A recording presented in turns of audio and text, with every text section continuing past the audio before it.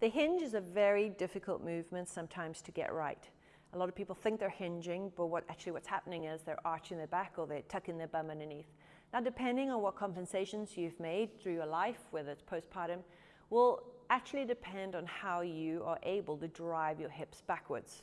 All right, so what we'll sometimes see when somebody hinges, they'll arch their back, yeah? Or they'll start with a little bit of erector strategy, so they'll drop down and then they tuck their bums underneath.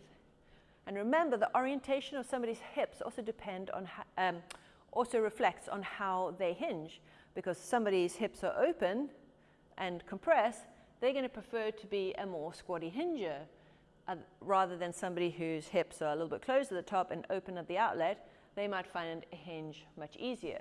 So we don't necessarily want to force people into positions, but we do want them to feel what a good hinge feels like. So for our postpartum population, we do one leg at a time because we know that they're shifting around. And if we do this unilaterally, we can work on what might be the issues on both sides. All right. So a great way for us to start is just to put our foot against the wall. So we're working on the left side. We get them to bend their knee so they're in the midfoot and just drive the hip back.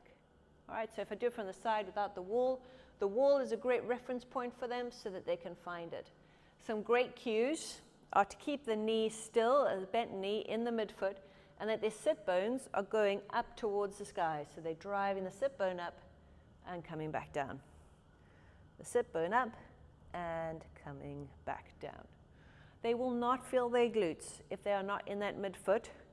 They will not feel their glutes if their foot is rolling outwards. They will not feel their glute if their knees are behind their shoes and they're going back like that. All they're going to feel is probably their calves and kind of lower hamstring.